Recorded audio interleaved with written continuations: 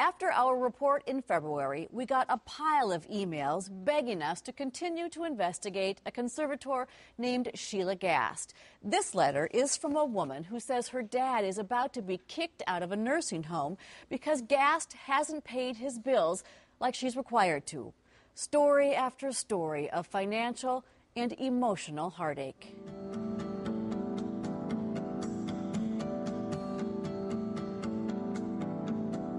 We never even got a memento of our parents. Your parents' cherished wedding photo. Imagine having to fish it out of a dumpster. It was crushing.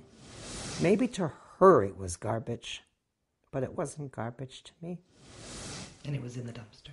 And she said it was none of my business. Betty Carlson and her daughter Sally are among the many who emailed the Fox 9 investigators about conservator Sheila Gast. We'll have much more on their emotional fight to retrieve their family treasures. But first, the latest we've uncovered on Gast since our first story 3 months ago. My name's Trish Van Pilsen with Fox 9. We're wondering why so many of your clients have complained about your services. Gast is very hard to find. Is it possible that because you knew nobody was watching, you took more of this family's money than you were entitled to? In April, Gast was in Sherburne County Court. The county attorney alleges Gast didn't do her job as court-appointed conservator in a case involving an elderly man. Do you have any response to the allegations against you? Sherburne County is the first Fox 9 could find to demand answers from Gast. Families tell us they've written letters to judges across Minnesota, but their complaints have fallen on deaf ears. So I decided to summarize everything in a letter. I was told by the person at the probate court that this is a no-nonsense judge. He's going to listen to what you have to say. Lisa Wilcox agreed to have Gast make certain legal decisions for her developmentally delayed daughter, Sarah. Sheila was appointed. We were very excited because this is going to solve a lot of problems for Sarah. And what we didn't know is that it actually started a series of problems for Sarah. Wilcox says Gast nearly cost her daughter a precious Section 8 housing voucher. She wrote Hennepin County Judge Peter Albrecht a very detailed letter explaining how Gast's inaction caused her daughter to fear being kicked out of her home. And then I got back a letter 2 months later, the letter you have here, that just said, thanks, I'm sorry you were disappointed.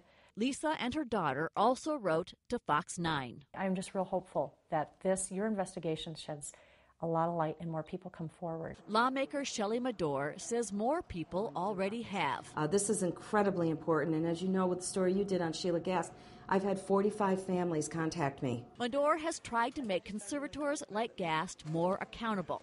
Professional conservators and guardians are not licensed. There's no educational requirement.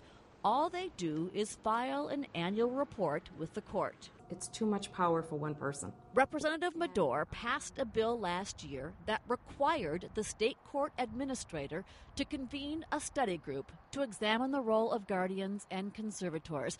But the court told the Fox 9 investigators it just never got around to forming the study group. It's the law, and it's interesting to me that the state courts feel that they don't have to follow the law. Gast operates her business out of her home. We have emailed her repeatedly. She has not responded. Carlson says Gast hasn't responded to her either. This is my grandmother. The family, like so many others, hired a conservator to sort things out after one parent died and the other was in a nursing home. We needed to sell the house and pay Mom's medical bills. This is the old homestead, videotaped by the family. Not much to an outsider, maybe, but to them, it was full of memories. They say Gast promised they could take a few things. She sent us a letter and said we could make a list of some things that we would like to have. Instead, they say Gast's employees showed up to remove some things from the garage. Carlson took pictures from the corner. She relocked the house, and no one was able to re-enter the home after she took control.